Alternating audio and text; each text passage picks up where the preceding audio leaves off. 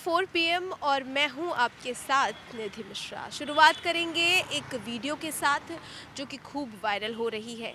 ये वीडियो है नोएडा का और ये महिला जिस तरह से एक सिक्योरिटी गार्ड पर गालियों की बौछार कर रही है वो सब आपने देखा होगा। ये वीडियो खूब वायरल रही, खूब चर्चा में रही।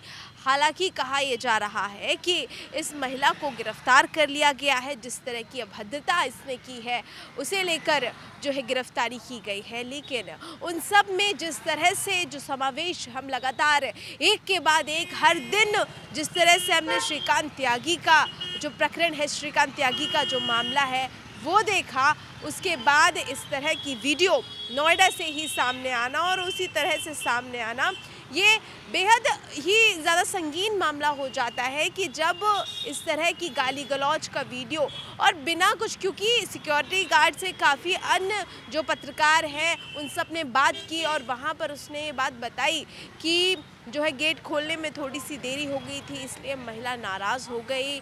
जिस तरह से नशे की हालत में थी वो और गाली गलौज करके जिस तरह से वीडियो वायरल हो रही है, लगातार इस पर लोग अपनी प्रतिक्रिया दे रहे हैं।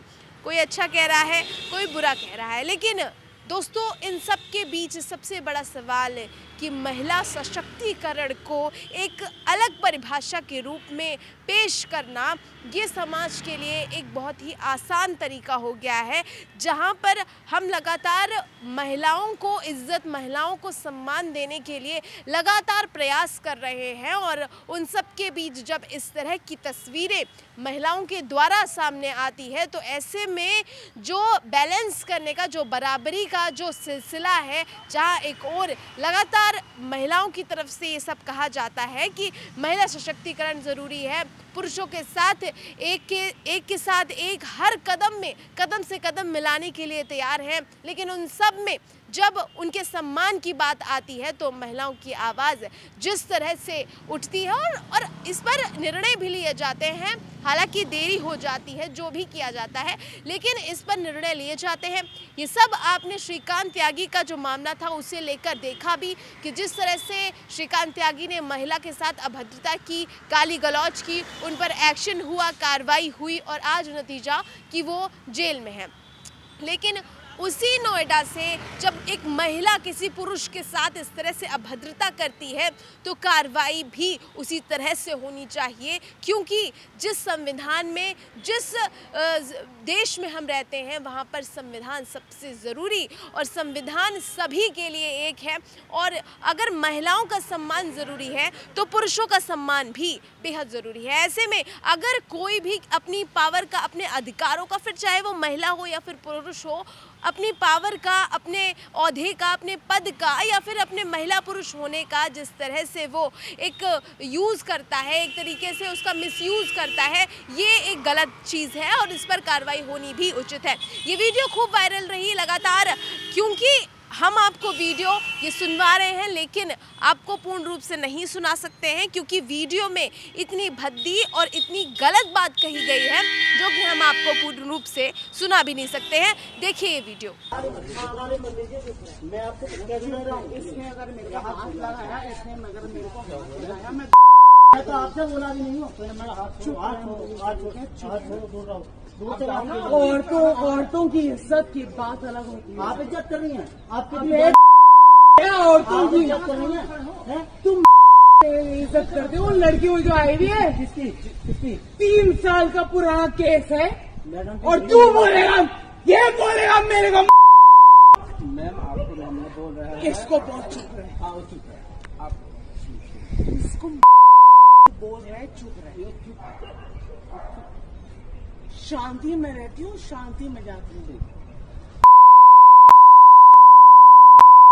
हो गए यहाँ पे सिक्योरिटी लग के सारे के सारे सबके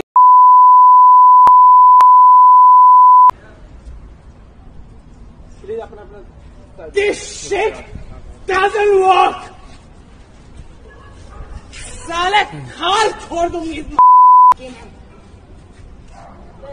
इस हराम कर रही है। 1 मिनट में बढ़ नहीं कर रहा है मैम, ये गलत मैं पुलिस वाला आदमी हूँ। मैं खुद बुला रहा हूँ। वो बहुत देर हो गया आपकी बदतमीजी शादी करते, ऐसे नहीं लोग नहीं करनी लोग अब तुम्हारे साथ आना क्या नौकरी मैं अभी मैं कर रहा हूँ। बहुत देर हो गई तीन लड़कियां बोल रही है, तीन लड़कियां बोल रही है, तीन लड़कियां बोल रही है कि दिखा रही है।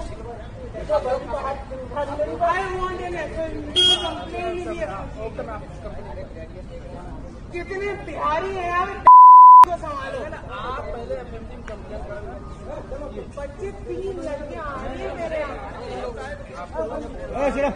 3 लड़कियां आ रही हो।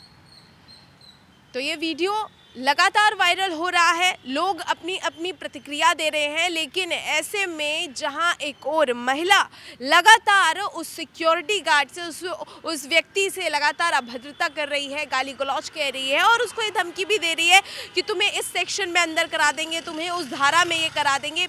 ऐसे में सवाल कई सारे आ जाते हैं कि अगर कमेंट्स में लगातार हम पढ़ रहे हैं, देख रहे हैं और ये चीज़ एक हमारी ये मानसिकता भी हो जाती है कि अगर सिक्योरिटी गार्ड ने अगर कुछ कहा होता, जिस तरह का समावेश था उसमें अगर उसने अग्रेशन में आकर कुछ कहा होता तो गलती हो सकता है ये होता कि महिला से इस तरह अभद्रता, महिला से इस तरह बातचीत नहीं करनी चाहिए।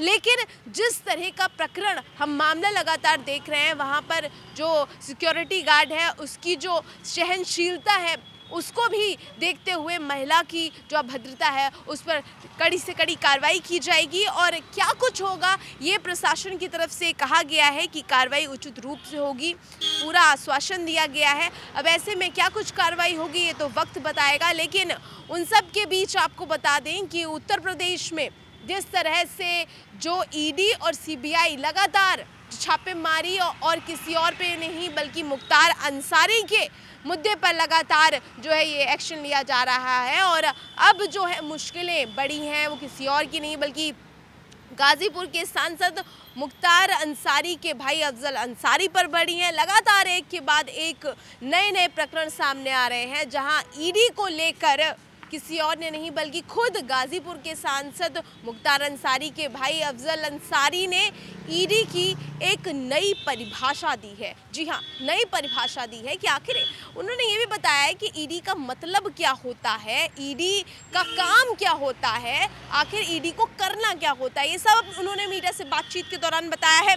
क्या कुछ बताया है, किस तरह से बताया है, आपको भी सुनवा देते हैं। प्रवर्तन निदेशालय को क्या है, क्या करती है, क्या काम है उसका, क्या अधिकार है उसका। प्रवर्तन निदेशालय हमारे भारत में सबसे ज़्यादा किसी एजेंसी को अगर शक्ति है तो इन्हें दी गई है। इन्हें दो तरह की शक्ति प्रदान कर दी गई। एक तो शक्ति ये कि दुनिया में जितनी भी मुद्राएं हैं, धन, भारत की भी मुद्रा और दुनिया के जितने भी डॉलर हो, पाउंड हो, रियाल हो, जितने भी, किसी तरह की हेरा फेरी बेईमानी भारत में या दुनिया के किसी हिस्से में हो, जिसे पहले फेमा के नाम से आप उसको करते थे, अब फेमा के अंतर्गत कार्रवाई का पूरा अधिकार ईडी को दे दिया गया।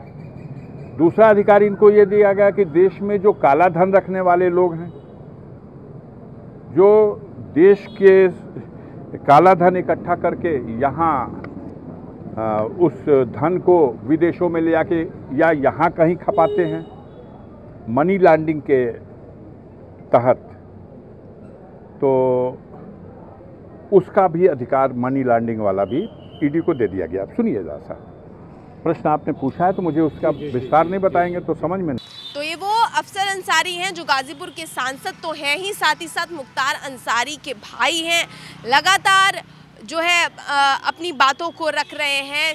सीबीआई ईडी को लेकर भारतीय जनता पार्टी पर निशाने साध रहे हैं लगातार, क्योंकि गैंगस्टर एक्ट लगा हुआ है, लंबे समय से वो जेल में बंद रहे, कार्रवाई की जा रही है और एक क्योंकि लगातार एक नाम सामने आता है का अगर पूरा नाम लिया जाए तो उसमें माफिया मुख्तार अंसारी का नाम सामने आता है और कार्रवाई लगातार जो है सरकार की तरफ से की जा रही है, प्रशासन की तरफ से की जा रही है। किस तरह से कार्रवाई होगी, क्या कुछ होगा, ये सब आप देखेंगे सिर्फ और सिर्फ 4 PM पर। मैं निधि मिश्रा, नमस्कार।